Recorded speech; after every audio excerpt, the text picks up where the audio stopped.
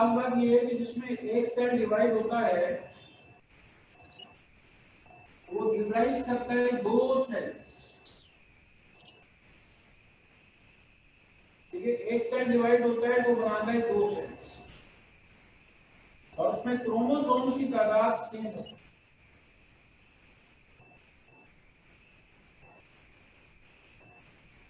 ठीक है, इसमें क्रोमोसोम्स की जो तादाद होती है वो सेम होती है।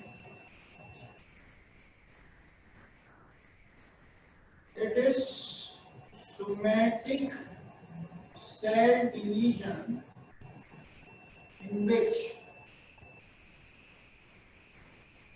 a parent cell divides into two daughter cells having same number of chromosomes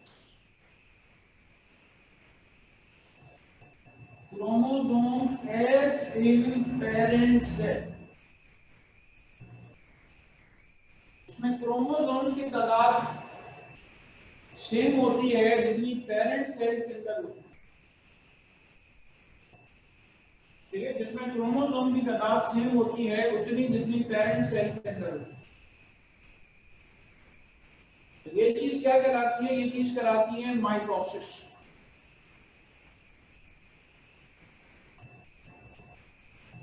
अच्छा, माइटोसिस की डिवीजन में आपको दो स्टेजेस मिलेंगी। ठीक है, पहली स्टेज कहलाती है कैरियोकाइनेसिस और दूसरी स्टेज कहलाती है साइटोकाइनेसिस।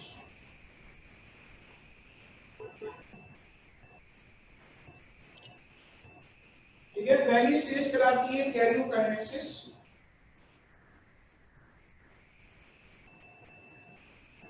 और दूसरी स्टेज कहलाती है आपके पास साइटोकाइनेसिस।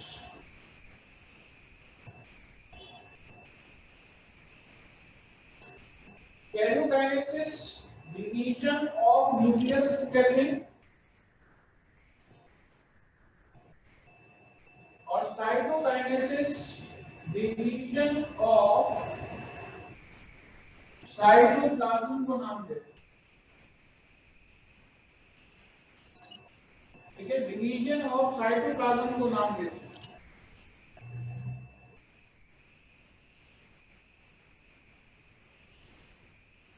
सबसे पहले क्या होता है? सबसे पहले न्यूक्लियस डिवाइड होता है।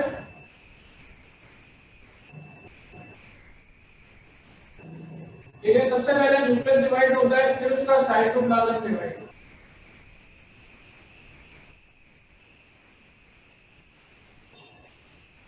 ठीक है, सबसे पहले न्यूक्लियस डिवाइड होता है, फिर उसका साइटोप्लाज्म डिवाइड।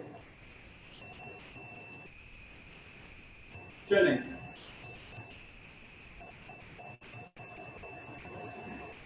अब आपके पास कैरियोकाइनेसिस के आपके पास स्टेप्स हैं।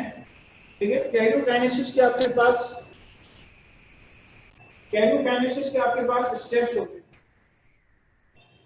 ठीक है, कैरियोकाइनेसिस के स्टेप्स के जरा मलाइका फरमाएं।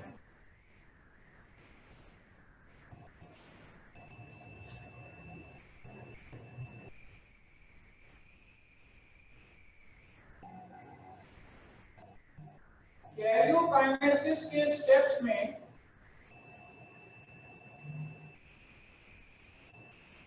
आपके पास चार स्टेप्स हैं। Prophase, metaphase, anaphase, telophase. ठीक है, प्रोफेज, मेटाफेज, एनाफेज और टीलोफेज। और बारी बारी आपसे बात करेंगे प्रोफेज, मेटाफेज, एनाफेज और टीलोफेज के बारे में।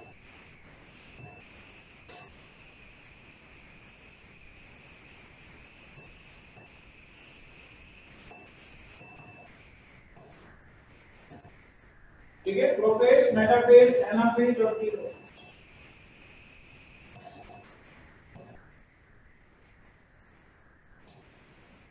ठीक है, बारी बारी इनके बारे में आपसे बात करें।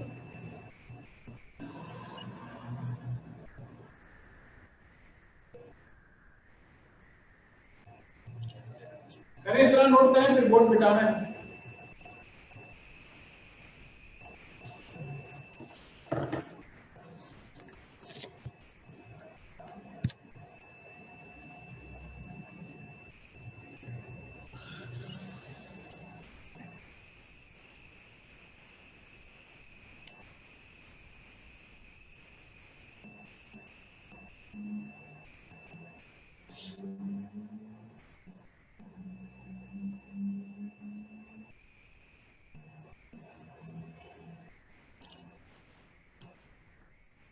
बारी बारी आपसे बात करेंगे। प्रोफेज क्या होता है, मेटाफेज क्या होता है, एनाफेज क्या होता है, टीलोफेज क्या होता है। आपको पीछे क्रोमोसोम्स वगैरह की हमने बेसिक्स बता दी हैं।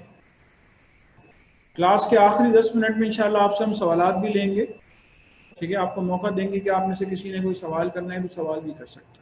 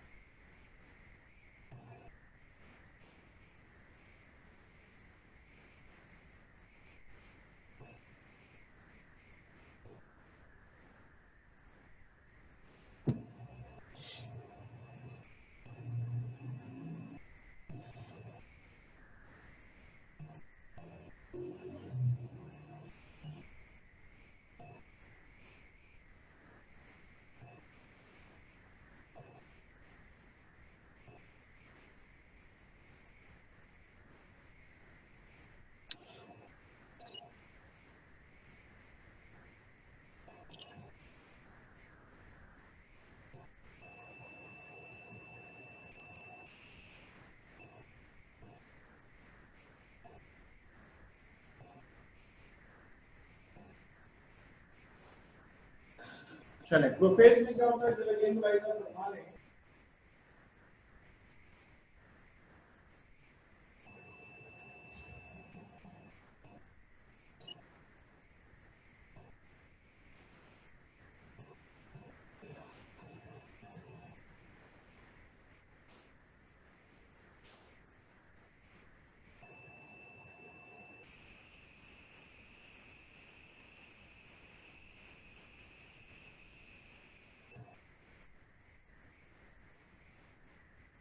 Early prophase, mid prophase and let.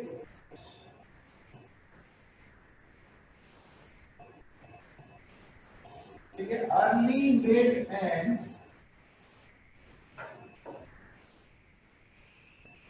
Late prophase. Early prophase की खास बात यह है कि ये न्यूक्लियर मेम्ब्रेन आपको नजर आ रही है।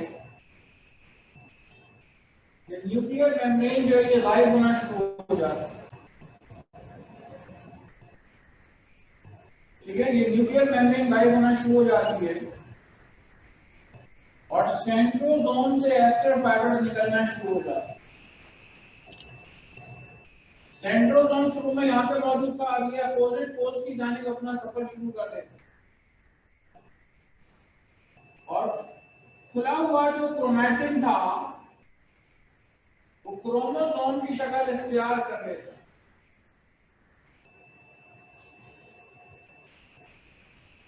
ठीक है, खुला हुआ जो क्रोमैटिन पड़ा हुआ था वो क्रोमोसोम की शक्ल जो है वो इख्तियार कर लेता है। खास बात है आपके पास अर्ली प्रोफेज।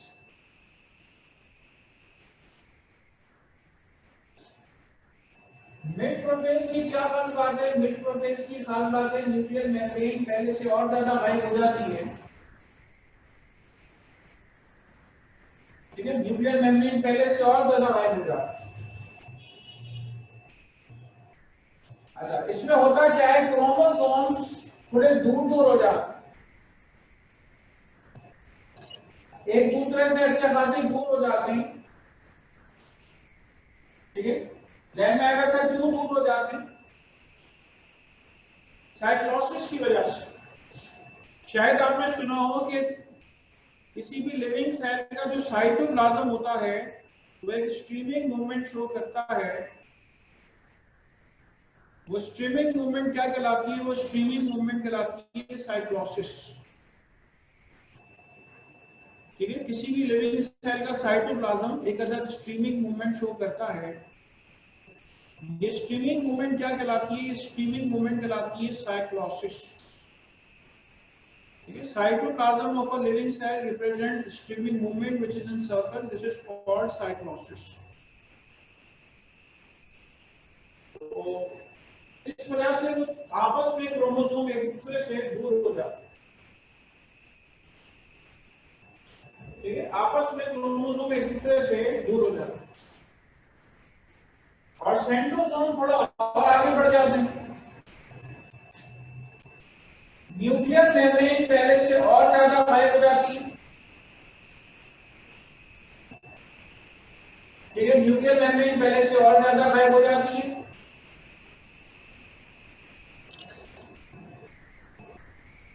ठीक है, क्रोमोसोम में आज तक कोई और खास वर्ड नहीं आता। क्रोमोसोम एज इट इज रहता है। ये यहाँ पे न्यूक्लियर मेम्ब्रेन निस्बतन डार्क है, यहाँ कम डार्क है, यहाँ उससे कम डार्क है।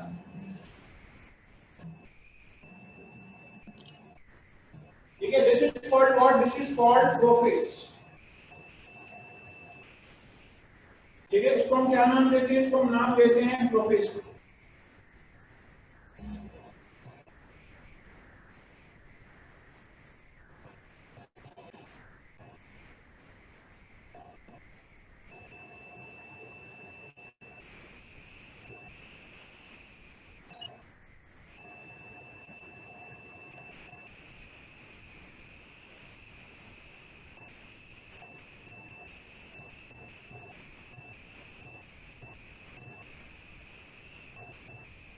बनाना डायग्राम कंपास से बनाइएगा, डायग्राम तरीके से बनाना डायग्राम।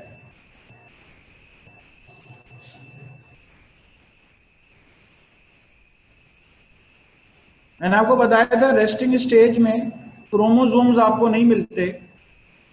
मैं अपनी स्किन का कोई सेल निकाल के माइक्रोस्कोप में देखूंगा, मुझे क्रोमोसोम नहीं मिलेंगे। मुझे क्या मिलेंगे? मुझे क्रोमोनीमा मिलेगा। ठीक है, मुझे क्या मिलेगा? मुझे क्रोमोनीमा मिलेगा। तो इनिशियल स्टेज में आपके पास खुला हुआ क्रोमैटिन मौजूद होता है, वो कहलाता है क्रोमोनीमा। फिर उसके बाद उसकी क्वाइलिंग होना शुरू होती है। ठीक है, फिर उसके बाद उसकी क्वाइलिंग होना शुरू होती है और वो आपके पास क्रोमोसोम की शक्ल इख्तियार कर लेता है।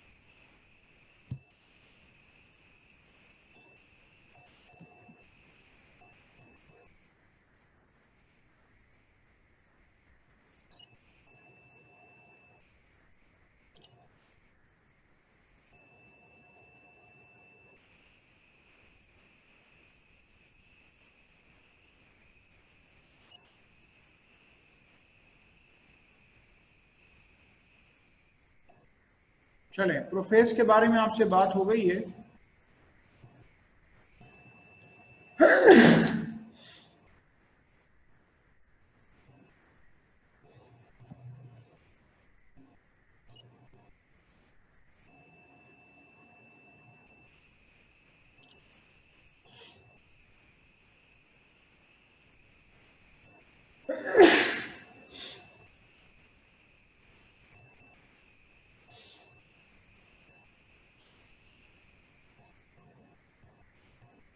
इसके अंदर न्यूक्लियोलस भी मौजूद होता है। आपने फर्स्ट ईयर के अंदर पढ़ रखा है, न्यूक्लियोलस जो होता है वो भी गायब होता है। तो ये आपसे पूछे कि प्रोफेज की क्या features, appearance of ester fibers, disappearance of nuclear membrane, disappearance of nucleoli, nucleoli disappear हो जाता है।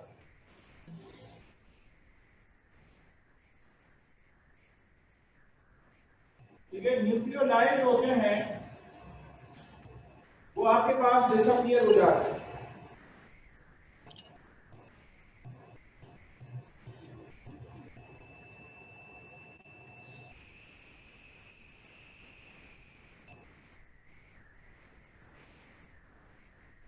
ठीक है, डिसअपियरेंस ऑफ न्यूक्लियोलाई,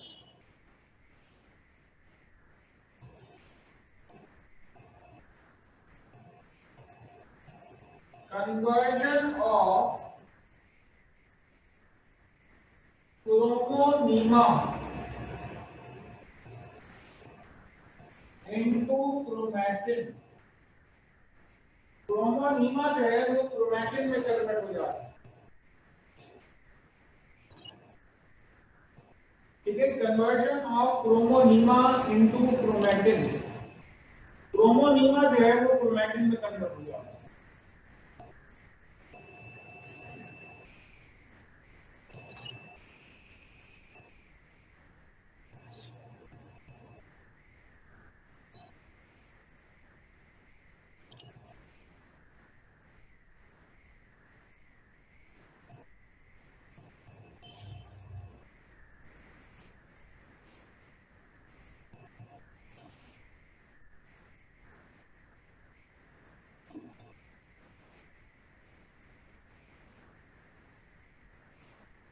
चलिए इसके बाद आइए फर्दर,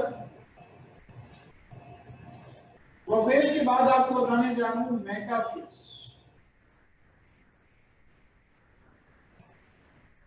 मेटाफेज में क्या होगा जरा मुलाहिजा फरमाएं।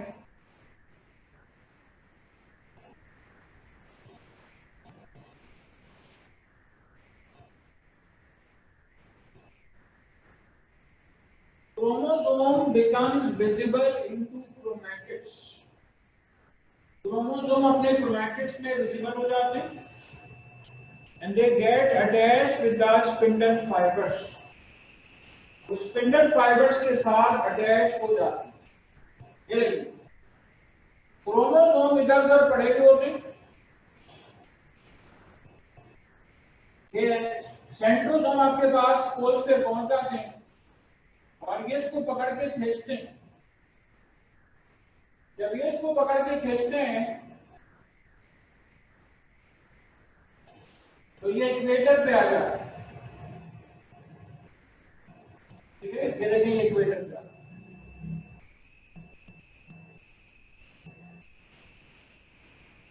क्रोमोसोम, मेटाफेज को हम किस तरह से लिखते हैं, chromosomes in the form of chromatids, in the form of chromatids align at equator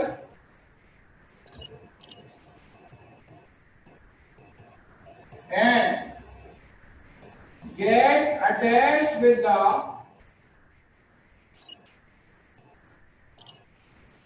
spindle fibers, और ये स्पिंडल फाइबर्स के साथ अटैच हो जाते हैं।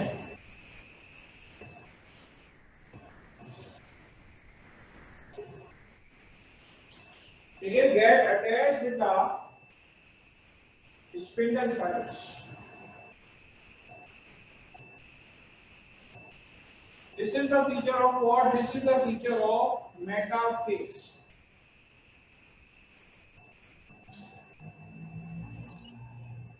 ठीक है, क्या आपके पास मेटाफेज के फीचर है।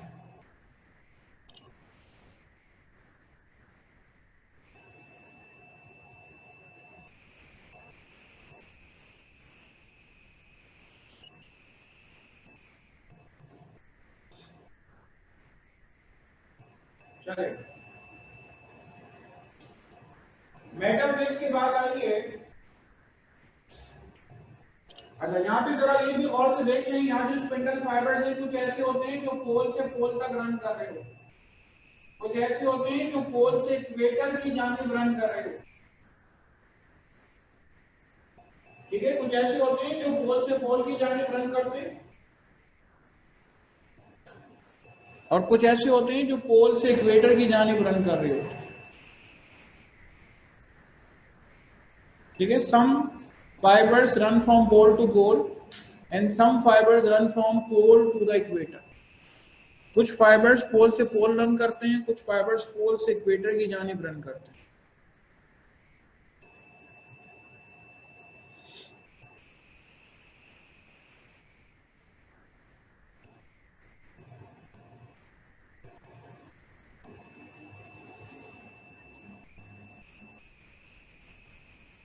चले, यहाँ पे मुझे कोई बताएगा क्या कहते हैं कि, अच्छा कोई सवाल पूछना है तो चले पूछें। अभी मैंने सवाल कर लिया तो सवाल थोड़ा सा ऐसा है कि वो अभी आगे बढ़ेंगे तो जवाब दे सकते हैं। किसी ने कोई सवाल करना है तो पूछे लो। आपके पास हैंड रेज का बेटा ऑप्शन होता है। पिछले किसी लेक्चर से अभी तक कोई भी सवाल आपके जहन में है तो आप सवाल कर सकते हैं। जितने भी पार्टिसिपेंट्स यहाँ पे मौजूद हैं, याद रखिए आपकी अटेंडेंस डेली हो रही होती है। ठीक है, जो भी आपके नाम वगैरह यहाँ पे स्क्रीन पे विजिबल होते हैं, हर क्लास की अटेंडेंस हो रही होती है। कितने स्टूडेंट्स किस क्लास में मौजूद हैं, एक बात ध्यान में रखिएगा।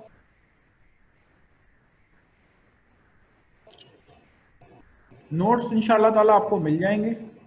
ठीक है, नोट जितने भी हैं आपको इन राइटिंग मिल जाएंगे। किसी के जहन में आए कि हाँ कुछ स्पेलिंग्स वगैरह अगर हमें बोर्ड पे नजर नहीं आ रही हैं, बेटा आपको नोट्स जो है वो फोटोकॉपी मिल जाएंगे। अभी बहुत अर्ली है इसलिए आपके पास मैंने नहीं कहा है, वरना मैंने कम्युनिकेट कर दिया है कि नोट्स जो है वो बच्चों को दे दिए। आपको इंशाल्लाह ताला नोट्स मिल जाएंगे।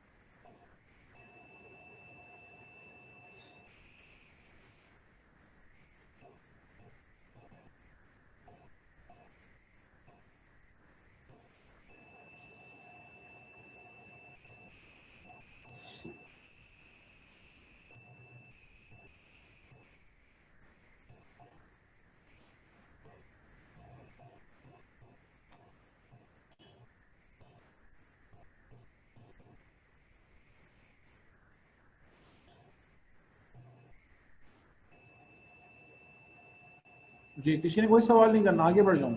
चले, मेटाफेज के बाद बात कर रहा हूँ आपसे एनाफेज के बारे में।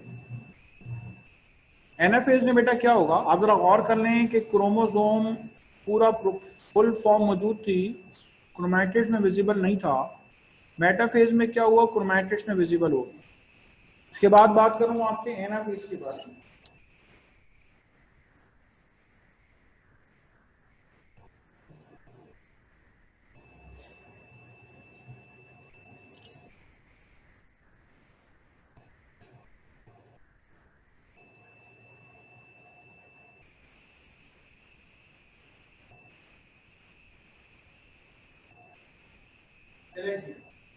क्रोमोसोम अपने क्रोमैटिड्स में स्प्लिट हो जाता है and they start moving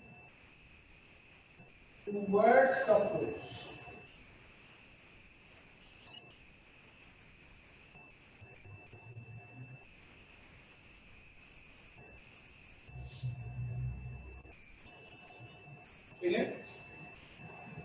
chromosome अपने क्रोमैटिड्स में स्प्लिट हो जाता है और ये पोल्स की जानिब मूव करना शुरू करता है। Chromosome is split into chromatids at centromere and they start moving towards the poles. ये पोल्स की जानिब मूव करना शुरू कर देते हैं and they start moving towards the poles. अगर कोई चाहे कि ये पूरा सेंटेंस ना लिखे तो वो लिख सकता है डिसजंक्शन। इस पूरे को क्या नाम देते हैं? इस पूरे को नाम देते हैं डिसजंक्शन। यानी कि एनाफेज में क्या हो रहा है? एनाफेज में डिसजंक्शन हो रहा है। क्रोमोसोम अपने सेंट्रोमियर से ब्रेक हो गया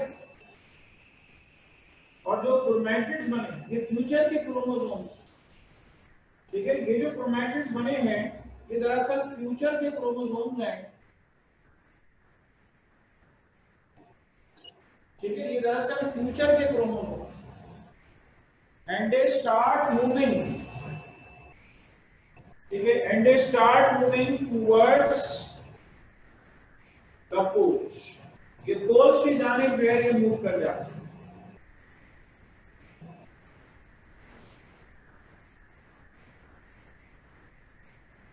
This is the feature of what? This is the feature of anaphase. Anaphase की बात आई है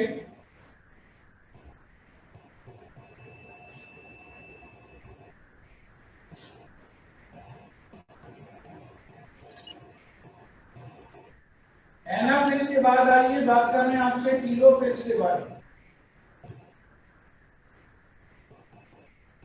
ये देखिए, ठीक है, टीलोफेज में क्या होता है? Chromosomes are now at the poles, poles पे पहुंच जाते, न्यूक्लियर मेम्ब्रेन डिअपियर होना शुरू हो जाता है,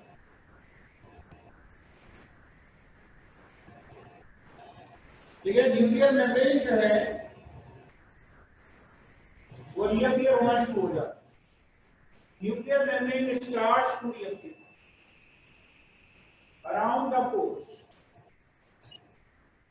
पोल्स के गेट न्यूक्लियर मेम्ब्रेन डिअपियर होना शुरू हो जाता है। ये देखें,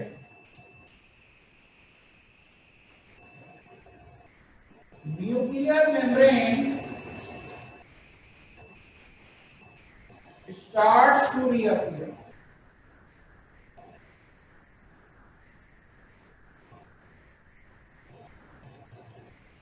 Nucleoli start to reappear. इसके अलावा क्या है?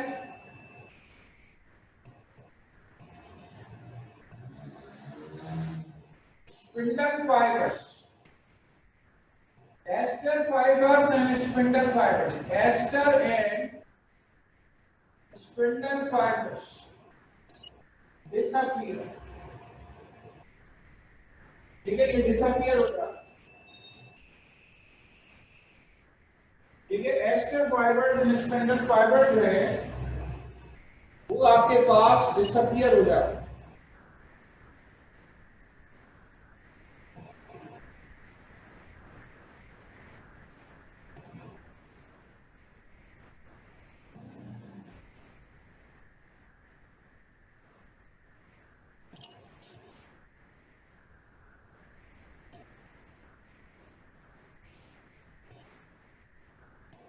चलिए, this is called what? This is called telophase, ठीक है, इसको हम नाम क्या दे रहे हैं? इसको हम नाम दे रहे हैं telophase.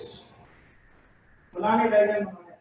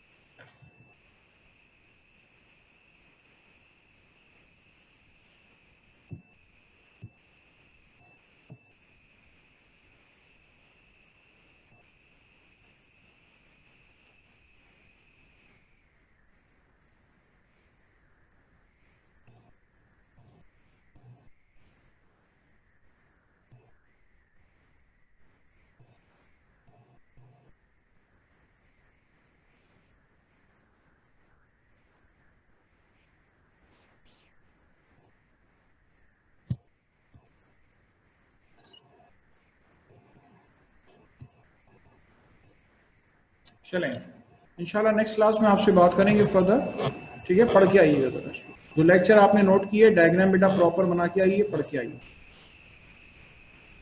Thank you so much.